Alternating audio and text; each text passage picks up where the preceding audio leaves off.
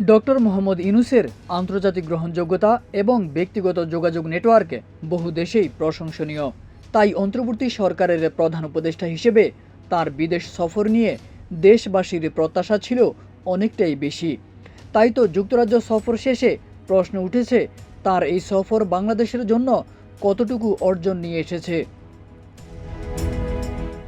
অধ্যাপক ইউনূস ও তার সঙ্গে থাকা সঙ্গীদের লন্ডনের একটি দামি হোটেলে রাখা হয়েছিল।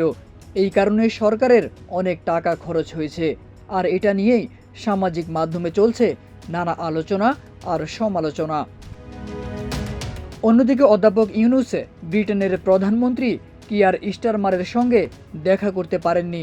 সেখানে পৌঁছানোর পর তার প্রেস উইং থেকে বলা হয়, ব্রিটিশ প্রধানমন্ত্রীর সঙ্গে সাক্ষাতের চেষ্টা চলছে, কিন্তু পরে সে সাক্ষাৎ না হওয়ায় অনেকেই করেছেন সমালোচনা। সফরের সবচেয়ে উল্লেখযোগ্য দিক ছিল যুক্তরাজ্যের রাজার কাছ থেকে কিংস হারমোনি অ্যাওয়ার্ড গ্রহণ এবং রাজপ্রাসাদে তাঁর সঙ্গে একান্ত বৈঠক। এটি নিঃসন্দেহে মর্যাদাপূর্ণ, তবে এই বৈঠকের কোনো যৌথ বিবৃতি প্রকাশ না হওয়ায় তা ঘিরে রয়েছে সন্দেহ। যুক্তরাজ্যের বিভিন্ন দপ্তর, বিশেষ করে ন্যাশনাল ক্রাইম এজেন্সির সঙ্গে বৈঠক হয়েছে ডক্টর ইউনূসের। সেখানে শেখ হাসিনার সাবেক এক মন্ত্রীর সহযোগীর 170 মিলিয়ন পাউন্ড মূল্যের জব্দকৃত সম্পদের বিষয়ে তথ্য আদান প্রদান হয়েছে, যদিও এটিকে সফরের একটি অর্জন হিসেবেই দেখানো হচ্ছে। এ সফরে বিএনপির ভারপ্রাপ্ত চেয়ারম্যান তারেক রহমানের সঙ্গে লন্ডনে এক বৈঠকে অংশ নেন অধ্যাপক ইউনূস। এটি সফরের মূল লক্ষ্য না হলেও এটি নিয়েই সবচেয়ে বেশি প্রশ্ন উঠেছে। অনেকে বলছেন, এই বৈঠক চাইলেই ভার্চুয়ালি বা ব্যক্তিগত উদ্যোগেও করা যেত।